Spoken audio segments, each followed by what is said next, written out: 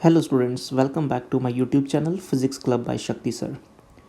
आज के लेक्चर में मैं आपको कन्वेयर या belt based numerical Newton laws में जो आती हैं उन पे न्यूमेरिकल सॉल्व करके दिखाऊंगा कि अगर कन्वेयर पे जो कोई ऑब्जेक्ट रखा जाता है उससे रिलेटेड कोई न्यूमेरिकल प्रॉब्लम आती है तो उसको कैसे हैंडल किया जाता है। न्यूटन लॉज में ये कॉमन न्यूमेरिकल होता है। आज हम 5 एग्जाम्पल्स डिस्कस करेंगे और आई होप कि इन पांचों एग्जाम्पल से आपका सारा ही कॉन्सेप्ट क्लियर हो जाना चाहिए। चलिए स्टार्ट करते हैं हमारी पहली एग्जाम्पल से। पहली एग्जाम्पल क्या कहती है कि a block is gently placed on a conveyor belt. तो सबसे पहले हम एक कन्वेयर बेल्ट बना लेते हैं। तो लेट्स से कि ये मेरे पास एक सिनेरियो है कन्वेयर बेल्ट का। ओके, तो इस पे इस तरह से एक सिचुएशन है, कन्वेयर बेल्ट मैं ड्रॉ कर रहा हूँ। तो इसके अकॉर्डिंग आप देख सकते हैं कि a block is gently placed. तो आप न्यूमेरिकल की लैंग्वेज अगर देखें तो इट इज़ जेंटली प्लेस्ड। तो ब्लॉक को जेंटली रखा गया, इसका मतलब कि इनिशियल वेलोसिटी जो ब्लॉक की होगी वो क्या होनी चाहिए, ज़ीरो होनी चाहिए। सो मैं लिख रहा हूँ u is equal to zero on a conveyor belt moving horizontally with a constant speed. So conveyor belt जो था वो कांस्टेंट स्पीड से, लेट्स से किसी v स्पीड से मूव कर रहा था। After 4 second the velocity of the block become equal to the velocity of the belt. So initial situation ये है, ये initial situation, let's say this is the situation when t equals to 0 second. तो इस situation पे block की velocity तो zero है लेकिन कन्वेयर बेल्ट v वेलोसिटी से मूव कर रहा है। एंड आफ्टर 4 सेकेंड यहाँ पर t इक्वल्स टू 4 सेकेंड पे क्या हो रहा है कि ब्लॉक की वेलोसिटी और कन्वेयर बेल्ट की वेलोसिटी दोनों मैच कर रही हैं। करेक्ट, कि ब्लॉक भी v वेलोसिटी से मूव कर रहा है और कन्वेयर बेल्ट भी v वेलोसिटी से मूव कर रही है। तो अब कहता है if the coefficient of friction between the belt and the block is 0.2, ये है coefficient of friction 0.2, then calculate the velocity of the conveyor. हमें v का वैल्यू कैलकुलेट करना होता है। देखो इसको कैसे सॉल्व किया जाएगा। डायग्राम के अकॉर्डिंग अगर मैं बात करता हूँ तो अगर मैं रिलेटिव वेलोसिटी इनिशियल देखता हूँ, ठीक है, अगर मैं इनिशियल रिलेटिव वेलोसिटी देखता हूँ तो रिलेटिव वेलोसिटी ऑफ, या इसको ऐसे लिखा जाएगा velocity of block minus velocity of belt. जब मैं इस तरह से लिखता हूँ, ब्लॉक की वेलोसिटी तो इनिशियली ज़ीरो थी और बेल्ट की वेलोसिटी कितनी थी, v थी। इसका मतलब जो रिलेटिव वेलोसिटी इनिशियल आती है मेरे पास यू आर, जो इनिशियल वैल्यू आएगा वो होगा माइनस वी। तो ये मेरे पास फर्स्ट इक्वेशन आ गया। करेक्ट, मूव आगे बढ़ते हैं। इसी तरह से फाइनल रिलेटिव वेलोसिटी आपको पता है ब्लॉक और बेल्ट की वेलोसिटी यहाँ पर सेम हो जाएगी। ये देखो v वेलोसिटी है, v वेलोसिटी है, दोनों की वेलोसिटी सेम हो रही है। इसका मतलब यहाँ पर इन दोनों की रिलेटिव वेलोसिटी की वैल्यू ज़ीरो आनी चाहिए। सो फाइनल रिलेटिव वेलोसिटी क्या हो जाएगी, ज़ीरो हो जाएगी। ये हमारे पास इक्वेशन नंबर सेकंड आ जाएगा। ठीक, अब एक्सेलरेशन की बात कर लेते हैं। एक्सेलरेशन कैसे निकालेंगे, हम सबको पता है कि ब्लॉक के ऊपर जो फोर्स लगेगी वो क्या होगी, ब्लॉक के ऊपर फ्रिक्शन फोर्स लगेगी और उसके कारण ये ब्लॉक एक्सेलरेट करेगा। ब्लॉक एक्सेलरेट करेगा तभी तो उसकी इनिशियल वेलोसिटी ज़ीरो थी, लेकिन कुछ टाइम के बाद उसकी वेलोसिटी कितनी हो रही है, v हो रही है। इसका मतलब उसकी वेलोसिटी इंक्रीज हो रही है। वेलोसिटी का इंक्रीज होना बताता है कि ब्लॉक के ऊपर एक फोर्स लग रहा है जिसके कारण ब्लॉक एक्सेलरेट हो रहा है। So here the force is friction force. तो मैं लिख रहा हूँ friction force is acting on the block, on the block. और फ्रिक्शन फोर्स का हम सबको मैग्नीट्यूड पता होता है, म्यू एन लिखा जाता है। यहाँ पर एन की वैल्यू हो जाएगी mg, इस तरह से। करेक्ट, अब हम क्या कर सकते हैं, ये है हमारे पास थर्ड इक्वेशन फ्रिक्शन का। अब यहाँ से फ्रिक्शन को मास इंटू एक्सेलरेशन भी लिखा जा सकता है। जब मैं फ्रिक्शन को मास इंटू एक्सेलरेशन लिखता हूँ, मास इंटू एक्सेलरेशन लिखता हूँ, म्यू एम जी के बराबर होगा, एम से एम कैंसिल हो जाएगा। सो एक्सेलरेशन आ जाएगा म्यू जी। ये म्यू जी एक्सेलरेशन आ गया। वैल्यू अगर पुट करता हूँ, म्यू का वैल्यू आपके सामने है 0.2 और जी का वैल्यू मैं 10 कंसीडर कर रहा हूँ। इसका मतलब ये एक्सेलरेशन आएगा 2 मीटर पर second square. Let's say this is our equation number third. ये एक्सेलरेशन का वैल्यू आ गया थर्ड इक्वेशन। ठीक, अब मैं इक्वेशन ऑफ मोशन की हेल्प से न्यूमेरिकल सॉल्व करने की कोशिश करता हूँ। इक्वेशन ऑफ मोशन की हेल्प से कहता है कि v is equal to U plus A T, straight line motion है वन डायमेंशन में। v का वैल्यू कितना हो गया, फाइनल वेलोसिटी कितनी है, 0 है। इनिशियल वेलोसिटी कितनी है, -v है। अगर मैं रिलेटिव टर्म में भी चलता हूँ तो भी यही आएगा, क्योंकि बेल्ट की एक्सेलरेशन तो 0 होगी ना। अगर मैं रिलेटिव एक्सेलरेशन भी लिखता हूँ तो रिलेटिव एक्सेलरेशन क्या होगा, acceleration of block minus acceleration of belt, है ना। ब्लॉक की एक्सेलरेशन कितनी आ गई मेरे पास, 2 आ गई। बेल्ट की एक्सेलरेशन 0 है, सो दिस इज 2 मीटर पर second square. This is the relative acceleration, correct. Plus relative acceleration की वैल्यू पुट करते हैं और टी की वैल्यू को 4 लिखते हैं। यह आ जाएगा v इक्वल्स टू 8 मीटर पर second square. This is our required answer.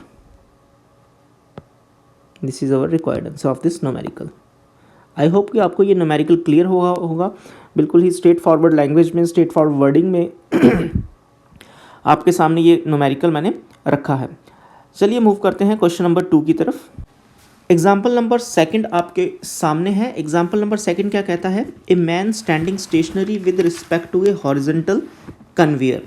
अब एक हॉरिजॉन्टल कन्वेयर है, अगेन हम हॉरिजॉन्टल कन्वेयर ड्रॉ कर लेते हैं, ठीक। अब हॉरिजॉन्टल कन्वेयर पे एक बेल्ट है, उस पे मैन स्टेशनरी है। Let's say we can draw man something like this, a man standing stationary with respect to a horizontal conveyor belt that is accelerating with 1 meter per second। अगर belt accelerate कर रही है with some acceleration, इसका मतलब साथ ही साथ person भी उसी एक्सेलरेशन से मूव कर रहा होगा, क्योंकि मैन क्या है उसके ऊपर स्टैंडिंग सिचुएशन में है, करेक्ट। तो इनकी एक्सेलरेशन भी कितनी होगी, 1 मीटर पर सेकेंड स्क्वायर। ये भी होगा 1 मीटर पर सेकेंड स्क्वायर। चलिए यहाँ तक तो बात सही निकली। आगे क्या कहता है, if the coefficient of friction between the man shoe and the belt is 0.2, so mu का वैल्यू हो गया 0.2। up to what acceleration of the belt can the man continue to be stationary relative to the belt। कि जब belt का acceleration 1 metre पर second square है तो person जो उस पे है वो स्टेशनरी है। कहता है बेल्ट का मैक्सिमम एक्सेलरेशन कितना हो सकता है सो दैट कि पर्सन अभी भी स्टेशनरी ही रहे। चलो ये बात तो क्लियर होगा कि इनिशियली जो पर्सन था वो 1 मीटर पर सेकेंड स्क्वायर से मूव कर रहा है और उसके ऊपर फ्रिक्शन फोर्स एक्ट कर रही है। तो हम इसको सॉल्व करने की कोशिश करते हैं। उस पर जो फ्रिक्शन फोर्स एक्ट करेगा उसको मैं लिखूंगा म्यू एम जी, करेक्ट। और म्यू एम जी का वैल्यू कितना हो जाएगा, यहाँ पर म्यू का वैल्यू है 0.2, एम का वैल्यू आई होप कि आपको दिया होना चाहिए, ए man standing, okay. So let consider कर लेते हैं कि यहाँ पर जो मास ऑफ मैन है वो है 65 kg, ऐसा कंसीडर कर लेते हैं, करेक्ट। तो इसको लिख देता हूँ मैं 65 म्यू एम और जी का वैल्यू मैं 10 लिख लेता हूँ। तो इसको जब मैं सॉल्व करता हूँ तो फ्रिक्शन मेरे पास एक वैल्यू आ जाएगा, डेसिमल और 10 कैंसिल हो जाएंगे, so it is 2 × 65, it's approximately I think इतना आना चाहिए Newton, correct. This is our equation number 1। Now इतनी फोर्स लग रही है मैन के ऊपर, तो इतनी फोर्स के कारण कुछ एक्सेलरेशन हो सकती है। सो हम लिख सकते हैं if the man can remain stationary up to acceleration of a dash. So if the man can remain stationery,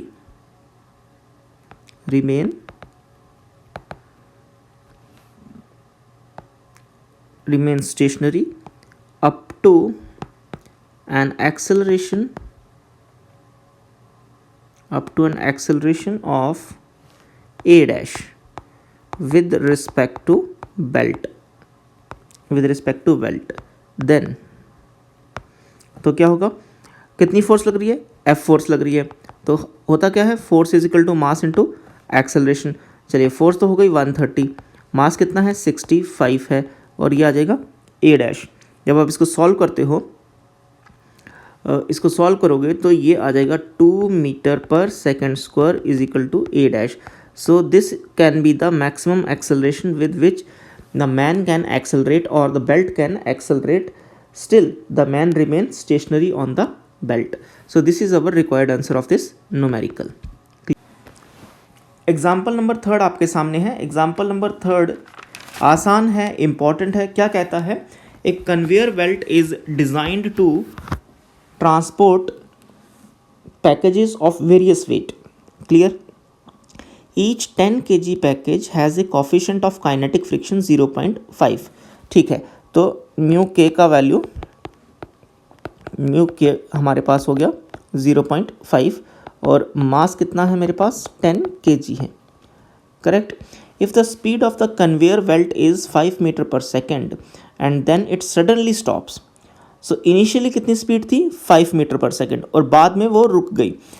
इसका मतलब ये होगा कि जो इनिशियल वेलोसिटी थी पैकेज की, क्योंकि पैकेज भी तो बेल्ट के साथ साथ ही मूव कर रहा था ना। जैसे ये बेल्ट है मेरे पास, अगर है ना, ये सिचुएशन है बेल्ट का, तो बेल्ट के साथ साथ ही पैकेज मूव कर रहा था।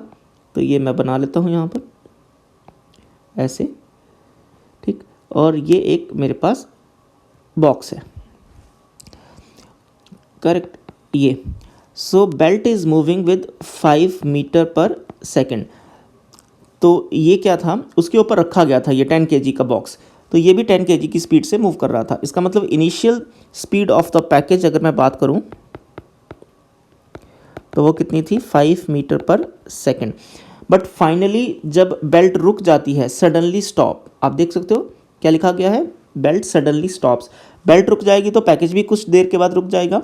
सो फाइनल वेलोसिटी जो हो जाएगी पैकेज की, फाइनल वेलोसिटी जो हो जाएगी पैकेज की, वो कितनी हो जाएगी? 0 मीटर पर सेकेंड। ये किसके कारण रुका? रिटार्डेशन के कारण रुका। रिटार्डेशन किसने अप्लाई किया? फ्रिक्शन ने अप्लाई किया। इसका मतलब इसके ऊपर जो फ्रिक्शन लगा होगा वो इस डायरेक्शन में लगा होगा फ्रिक्शन। तो फ्रिक्शन का यहाँ पर कितना वैल्यू बैठा होगा? सो फ्रिक्शन हमें पता है, फ्रिक्शन होता है म्यू एम जी इन सिचुएशंस में, और साथ ही साथ फ्रिक्शन रिटार्डेशन का रोल प्ले कर रहा है तो नेगेटिव का साइन लगाएंगे।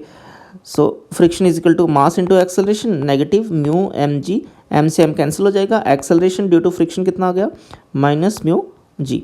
ये एक्सेलरेशन आ गया मेरे पास, फ्रिक्शन जो प्रोवाइड कर रहा है, जिसको रिटार्डेशन लिखेंगे। अब इक्वेशन ऑफ मोशन की हेल्प से V square minus U square equals to 2as, ये इक्वेशन देखते हैं। फाइनल वेलोसिटी तो मेरे पास 0 हो जाएगी। इनिशियल वेलोसिटी कितनी है मेरे पास? 5 है, और रिटार्डेशन है मेरे पास माइनस म्यू जी। और डिस्प्लेसमेंट, डिस्प्लेसमेंट कितनी है? Determine the distance, so we need to calculate the distance. Let say उसको मैं L लिख रहा हूँ, जो डिस्टेंस हमें कैलकुलेट करना है, ठीक। वैल्यूज पुट करते हैं, ये आ जाएगा -25 equals to 2 with negative sign. Mu का वैल्यू है मेरे पास 0.5 और जी का वैल्यू मैं लिख रहा हूँ 9.8 L। नेगेटिव से नेगेटिव कैंसिल हो गया, ठीक। This is 25 divided by 2 into 0.5 into 9.8 equals to L। इसको सॉल्व करने के बाद आपके पास आसान सा आंसर मिलेगा, that will be L equals to 8.5 meter. This is our required answer of this numerical. Example number 4. Example number 4 क्या कहता है? कहता है एक conveyor belt is moving with speed of 6 meter पर सेकेंड। सो इनिशियली जो conveyor belt है हमारे पास, इट इज़ मूविंग। सो उसको ड्रॉ कर लेते हैं। इस तरह की सिचुएशन है, 6 मीटर पर सेकेंड, और उसके ऊपर एक ब्लॉक रखा हुआ है। ब्लॉक को भी ड्रॉ कर लेते हैं। This is the block placed, so something like this and a block on the conveyor belt. Okay, so ये कहता है कि belt is moving with 6 meter per second. Correct. A small block is just dropped. Just dropped का मतलब क्या होगा कि इसकी इनिशियल वेलोसिटी जो होगी वो कितनी होगी? 0 होगी। बट इस पर फ्रिक्शन लगेगा, इस पर फ्रिक्शन लगेगा, फ्रिक्शन इस डायरेक्शन में लगेगा, इस डायरेक्शन में फ्रिक्शन लगेगा। Coefficient of friction between the two, mu का वैल्यू हमें दिया है 0.3। Okay, find the time when relative motion between them will stop, कि कितने टाइम के बाद इन दोनों के बीच रिलेटिव मोशन रुक जाएगा। देखो, रिलेटिव मोशन कब रुकेगा? जब दोनों की वेलोसिटी सेम हो जाएगी। शुरुआत में तो बेल्ट की वेलोसिटी 6 मीटर पर सेकेंड है और ब्लॉक की वेलोसिटी कितनी है? ब्लॉक की वेलोसिटी है 0 मीटर पर सेकेंड, क्योंकि इसको ड्रॉप किया गया है आराम से रखा गया है। बट कुछ देर आगे चलने के बाद जब ब्लॉक यहाँ कहीं पहुँचेगा तो ब्लॉक की भी वेलोसिटी 6 मीटर पर सेकंड होगी। तो उसके कारण क्या होगा कि बेल्ट की भी वेलोसिटी 6 मीटर पर सेकंड है, ब्लॉक की वेलोसिटी भी जब 6 मीटर पर सेकंड हो जाएगी तो उनका रिलेटिव वेलोसिटी 0 हो जाएगी। So the time when relative motion between them will stop. तो रिलेटिव मोशन कब स्टॉप होगा? जब दोनों की वेलोसिटी सेम हो सकती है। So relative motion between them will stop when we can write relative motion between them will stop when v1 equals to v2 v1 equals to v2। Clear? अब देखो यहाँ क्या क्या सिचुएशंस हैं। अब ये तो हो गया हमारे पास बेल्ट की वेलोसिटी, और उसकी कितनी हो सकती है? उसकी हो सकती है u2 + a2t, ऐसे लिखा जा सकता है। ये वैल्यू तो है 6 और इसकी इनिशियल वेलोसिटी कितनी है? 0 है। प्लस एक्सेलरेशन कितनी होगी? अब हमें पता है कि एक्सेलरेशन कितनी होती है फ्रिक्शन के कारण? म्यू जी इतनी होती है। तो मैं लिख रहा हूँ म्यू जी × टी। म्यू और जी की जगह मैं वैल्यू पुट करता हूँ। म्यू की वैल्यू है 0.3, जी की वैल्यू मैं 10 लिख रहा हूँ और टी लिख रहा हूँ। डेसिमल और 10 आपस में कैंसिल हो जाएंगे तो ये आएगा t = 2 seconds. This is our required answer for part A. ठीक, पार्ट बी देखते हैं। Displacement of block upon that instant. तो t = 2 सेकेंड में वो कितना डिस्टेंस ट्रैवल करता है उसको भी देख लेते हैं। तो उसको कैसे लिखा जाएगा? s = ut + ½ at²। ये स्टेटमेंट है हमारे पास। अगेन इनिशियल वेलोसिटी 0 हो गया, हाफ एक्सेलरेशन कितनी है? म्यू जी है और t का वैल्यू 2 पुट करेंगे। इसको सॉल्व किया जाएगा। s = ½ म्यू का वैल्यू आ गया मेरे पास 0.3, जी का वैल्यू मेरे पास 10 है और ये हो गया 4। सॉल्व करने पे s का वैल्यू आएगा 6 meter. So this is the required answer of the numerical. ये एग्जाम्पल नंबर जो 5 है आप इसको देख सकते हैं। एग्जाम्पल नंबर 5 थोड़ा सा मुश्किल है तो और थोड़ा सा लेंथी इसका सोल्यूशन है, लेकिन फिर भी मैंने इसको आपके सामने रखा है बिकॉज ऐसा सवाल भी एग्जाम में आपको देखने को मिल सकता है। क्या कहता है ये सवाल? A package is at rest on a conveyor belt which is initially at rest. So package भी रेस्ट पर है और कन्वेयर बेल्ट भी इनिशियली क्या था? रेस्ट पर था। क्लियर होगी बात? आगे कहता है the belt is started and move to the right for 1.3 seconds with a constant acceleration of this much acceleration. So solution में अगर मैं बात करता हूँ इसकी फॉर बेल्ट, ठीक है, फॉर बेल्ट, तो इसकी इनिशियल वेलोसिटी कितनी है? 0 है। एक्सेलरेट हुई है 2 मीटर पर सेकेंड स्क्वायर से फॉर टाइम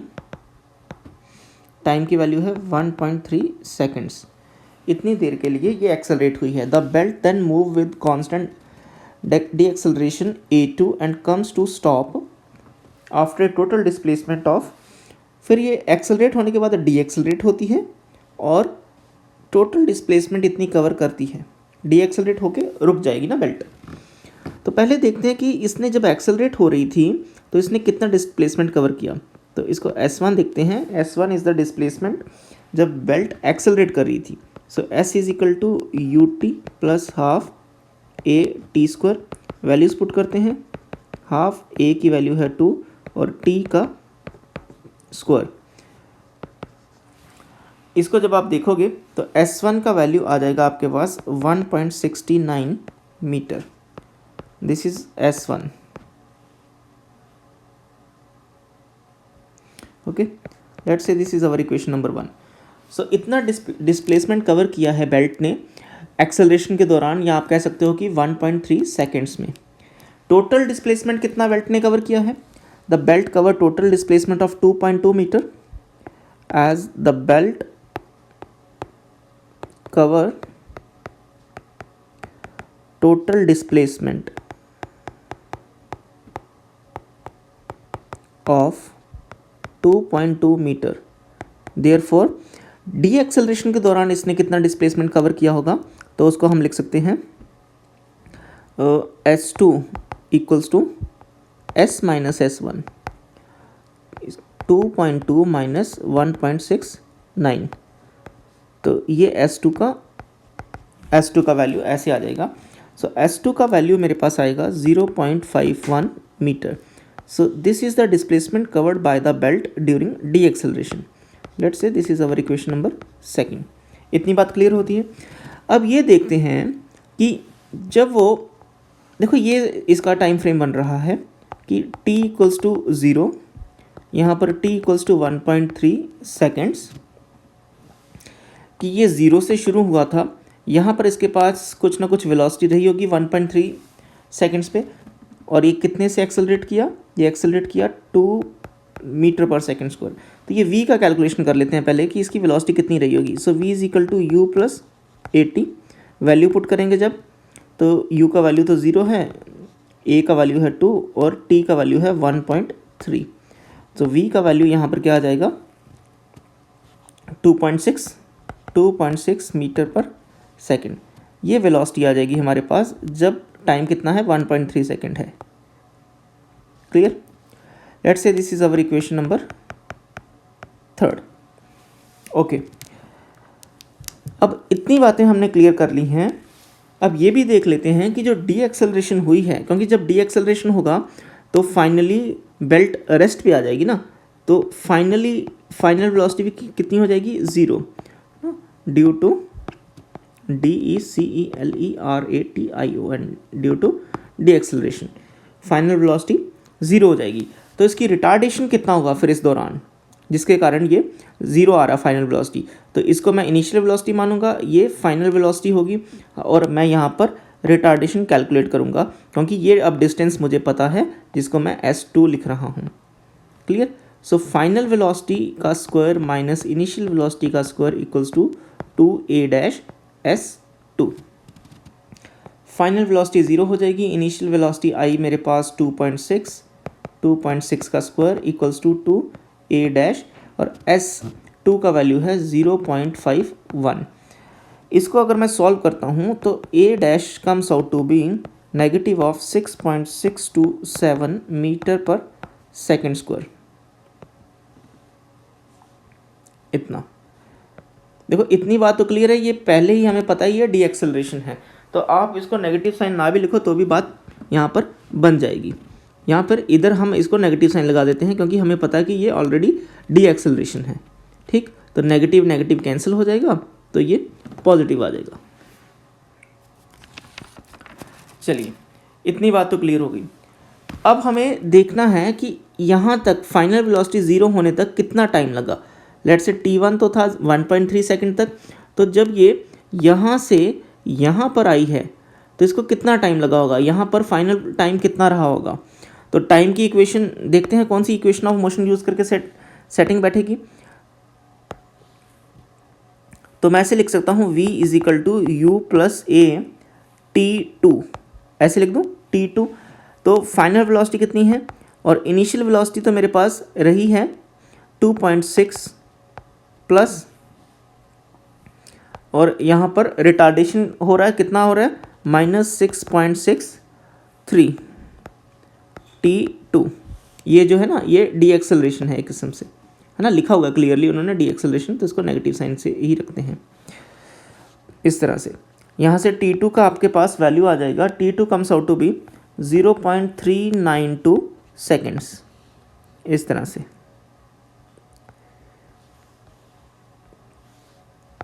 ये दिस इज इक्वेशन नंबर 4। इतना टाइम लगेगा, इसका मतलब यहाँ पर ये जो t2 आएगा दिस इज 0.3। इस दौरान जो टाइम लगेगा वो होगा 0.392 सेकेंड्स। क्लियर हो गया? सो टोटल टाइम कितना हो गया, है ना, यहाँ से लेके यहाँ तक तो लगा 1.3 सेकेंड्स, और आगे वाला जो हिस्सा है उसमें टाइम लगा है 0.392 seconds. So total time taken, इन दोनों को ऐड कर देंगे। जैसे ही हम इनको ऐड करेंगे तो t का वैल्यू आ जाएगा 1.692 सेकेंड्स। इतना टाइम लगा है इस पूरे प्रोसेस में। चलिए, इतनी बात तो हमें पता लग गई। अब देखते हैं आगे क्या करना है। अब आप देख सकते हो कि जो ब्लॉक है, ब्लॉक के ऊपर तो फ्रिक्शन फोर्स एक्ट कर रहा है ना। ब्लॉक के ऊपर जब फ्रिक्शन फोर्स एक्ट करेगा तो उस फ्रिक्शन का मैक्सिमम वैल्यू कितना हो सकता है? फ्रिक्शन का मैक्सिमम वैल्यू होता है म्यू एस एम जी, इतना होता है। अब यहाँ से मैक्सिमम एक्सेलरेशन कितना आएगा फिर स्टैटिक का? ये आ जाएगा म्यू एस जी। वैल्यूज़ अगर हम पुट करते हैं, म्यू एस तो हो गया 0.35 और जी का वैल्यू 9.8 पुट कर रहा हूँ मैं, तो इसका आएगा 3.43 मीटर पर second square. So this is the maximum static acceleration यो आ सकता है, इतना एक्सेलरेशन हो सकता है। काइनेटिक का भी मैं साथ ही साथ लिख रहा हूँ कि काइनेटिक का कितना आ जाएगा, म्यू के जी, और इसको अगर मैं देखूँगा this is 0.25 into 9.8, so it's comes out to be 2.45 meter पर second square is mu K, ये एक्सेलरेशन आ जाएगा। ठीक है, काइनेटिक का। अब ये एक्सेलरेशन हमने क्यों कैलकुलेट किए हैं उसका रीज़न है, उसका रीज़न देखते हैं कि इन एक्सेलरेशंस को हमने क्यों कैलकुलेट किया है। आपने देखा है कि जब पैकेज एक्सेलरेट कर रहा था तो उसकी एक्सेलरेशन कितनी थी? सो ड्यूरिंग एक्सेलरेशन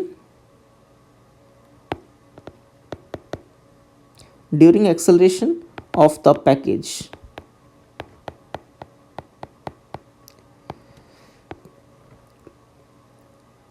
उस दौरान जो उसकी एक्सेलरेशन थी वो थी 2 मीटर पर सेकेंड स्क्वायर थी, है ना। बेल्ट की एक्सेलरेशन अगर हम कहें तो पैकेज भी इसके साथ साथ ही चल रहा था, पैकेज भी इसके साथ साथ ही चल रहा था, है ना। तो अब जो स्टैटिक या मैक्सिमम आपको एक्सेलरेशन मिली है वो कितनी है? 3.43 मीटर पर second square.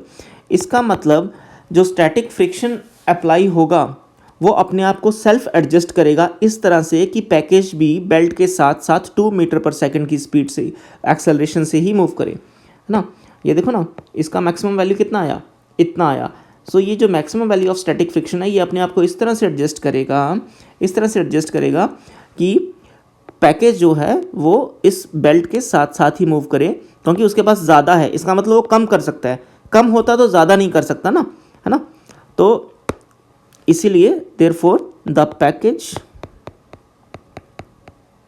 Accelerate with belt with acceleration of 2 meter per second, with acceleration of 2 metre पर सेकेंड स्क्वायर। अब बेल्ट और पैकेज दोनों की एक्सेलरेशन सेम रही जो फर्स्ट टाइम इंटरवल तक t इक्वल्स टू 0 से लेके t is equal to 1.3 seconds तक दोनों साथ साथ मूव कर रहे हैं। बेल्ट और पैकेज दोनों साथ साथ मूव कर रहे हैं, दोनों की एक्सेलरेशन क्या है? सेम है। इसका मतलब इनमें रिलेटिव डिस्प्लेसमेंट कितना हो रहा होगा? सो रिलेटिव डिस्प्लेसमेंट 1 लिख रहा हूँ, ये कितना रहा होगा? 0 रहा होगा, कि दोनों ने सेम ही डिस्टेंस ट्रैवल किया ना 1.3 सेकेंड तक, तो इनका रिलेटिव डिस्प्लेसमेंट कितना हो गया? 0 हो गया। अब डी एक्सेलरेशन के दौरान देखते हैं कि इनका रिलेटिव डिस्टेंस 0 है कि कुछ और है। So during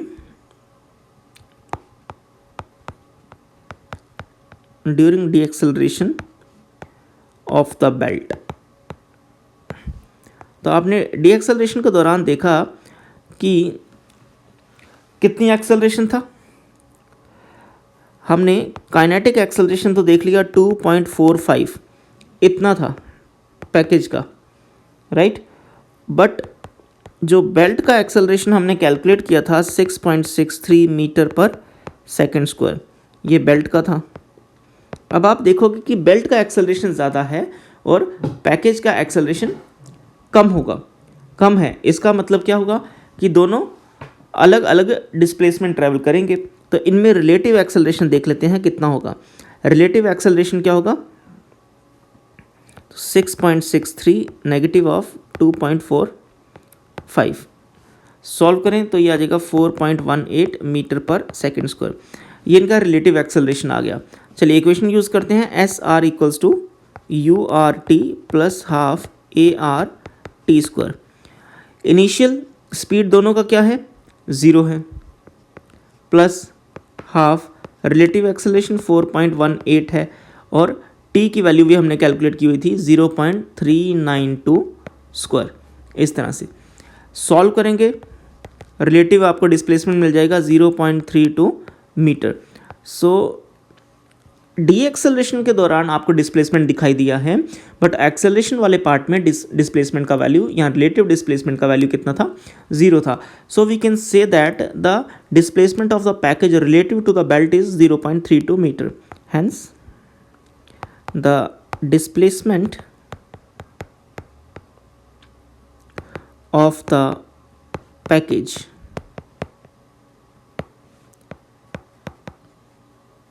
relative to belt is 0.32 meter. So this is our required answer of this numerical. I hope कि आपको ये 500 सवाल पसंद आए होंगे, समझ आए होंगे। तो अगर आपको पसंद आए हैं और समझ आए हैं तो सब्सक्राइब ज़रूर करिएगा, मेरे चैनल को सब्सक्राइब ज़रूर करिए।